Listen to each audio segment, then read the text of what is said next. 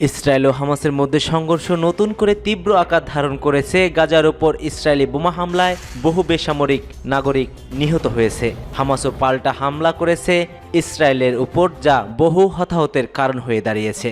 এই মুহূর্তে আমাদের কাছে শেষ থেকে কিছু গুরুত্বপূর্ণ অঘোষিত আন্তর্জাতিক সংবাদ জানিয়ে দিচ্ছি। সংবাদ শিরোনাম।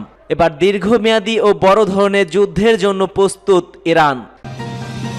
জানিয়ে দিচ্ছি বর্তমান সময়কে ইহুদিবাদীদের শেষ অধ্যায় বলে ঘোষণা দিয়েছে ইসরায়েলি ইতিহাসবিদ। আরও জানিয়ে দিচ্ছি গাজায় নতুন আতঙ্কে ইসরায়েলি বাহিনী 7 সেনা নিহত। অন্যদিকে ইয়েমেনে পেট্রোল পাম্পে ভয়াবহ বিস্ফোরণ, নিহত 8 জন, আহত অনেক। সর্বশেষ থাকছে গাজায় আনাদুলো এজেন্সির সাংবাদিককে গুলি করে হত্যা। এতক্ষণ শুনছিলেন সংবাদ শিরোনাম, এবার বিস্তারিত। তবে তার আগে কে কোথা থেকে আমাদের ভিডিওটি দেখছেন ও শুনছেন জানিয়ে দিন কমেন্ট সেকশনে। একই সঙ্গে কমেন্ট করে জানিয়ে দিন আপনার মূল্যবান মতামতগুলো। আর ভিডিওটি যদি ভালো লেগে থাকে অবশ্যই একটি লাইক করবেন, চ্যানেলটিকে সাবস্ক্রাইব করার অনুরোধ রইল। দীর্ঘমেয়াদী ও বড় ধরনের যুদ্ধের জন্য প্রস্তুত ইরান। আইআরজিসির একজন সিনিয়র কমান্ডারকে হত্যার প্রতিশোধ হিসেবে ইসরায়েলে গত 1 অক্টোবর অপারেশন ট্রু প্রমিস পরিচালনা করেন ইরান। ইসরায়েলি সামরিক বাহিনী এবং গোয়েন্দা ঘাঁটি লক্ষ্য করে প্রায় 200টি ক্ষেপণাস্ত্র নিক্ষেপ করে দেশটি। এই অপারেশনের পরই পশ্চিমাদের কাছ থেকে ইরানের উপর চাপ বাড়ছে। আর সেই চাপের মধ্যে এবার ইরান জানিয়েছে দীর্ঘমেয়াদী ও বড় ধরনের যুদ্ধের জন্য প্রস্তুত রয়েছে দেশটি।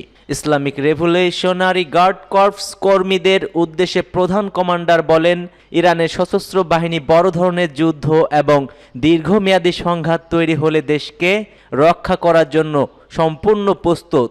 ইসলামী বিপ্লবী গার্ড কোরের কমান্ডার মেজর জেনারেল হুসেইন সালামি জানান, বছরের পর বছর ধরে আমরা বিশ্বের বৃহত্তর শক্তি এবং তাদের আঞ্চলিক প্রক্সিদের সঙ্গে বড় আকারের যুদ্ধ এমনকি দীর্ঘমেয়াদী সংঘর্ষের জন্য প্রস্তুত রয়েছি।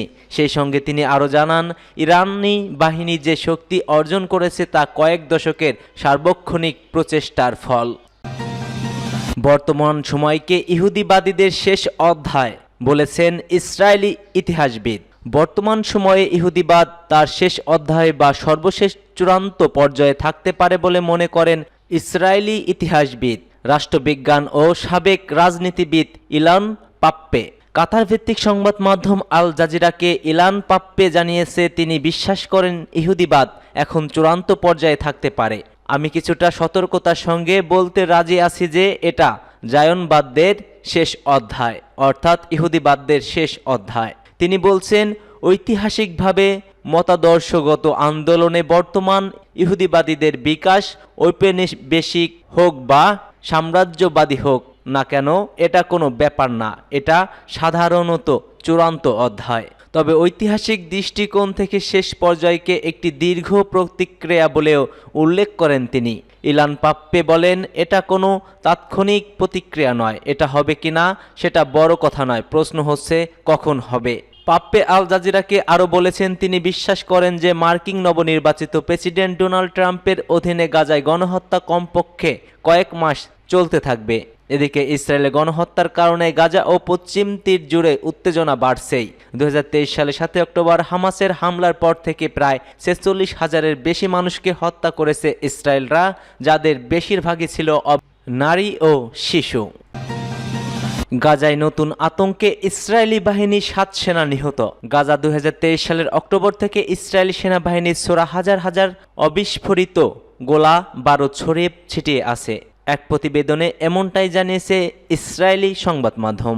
নাম প্রকাশে অনিচ্ছুক ঊর্ধ্বতন কর্মকর্তাদের উদ্ধৃত দিয়ে ইসরায়েলি সংবাদ মাধ্যম জানিয়েছে, চ্যানেল 24কে ফিলিস্তিনিরা অবিস্ফোরিত গোলা বারুদ ব্যবহার করে ইম্প্রোভাইজড এক্সপ্লোসিভ ডিভাইস তৈরি করেছে কিনা, যাতে উত্তর গাজায় 3 ইসরায়েলি সেনা নিহতর খবর পাওয়া যায়। তা জানতে ইসরায়েলি সেনাবাহিনী সম্প্রতি একটি তদন্ত শুরু করেছে।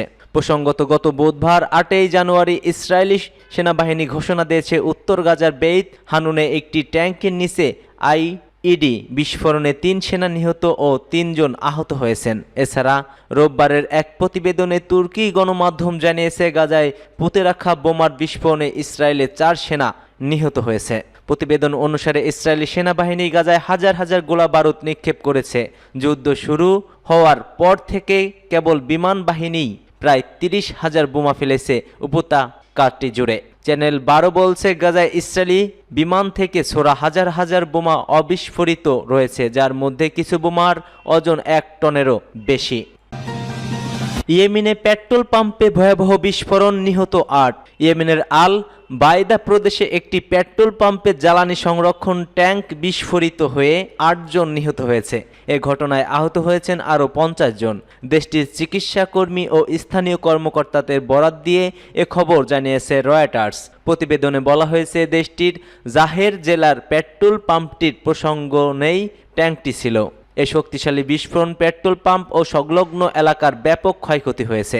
এতে নিহত হয়েছেন ৮ জন আর আহত হয়েছেন আরও ৫০ জন। বিস্ফোরণের সময় পেট্রোল পাম্পটিতে অনেক মানুষ ছিলেন। বিস্ফোরণের পর সেখানে বিশৃঙ্খলা পরিস্থিতি তৈরি হয়। পুরো এলাকা জুড়ে আগুন জ্বলতে থাকে। আহতদের স্থানীয় হাসপাতালে ভর্তি করা হয়েছে। তবে কী কারণে এই বিস্ফোরণ ঘটেছে তা জানতে তদন্ত শুরু করেছে স্থানীয় প্রশাসন।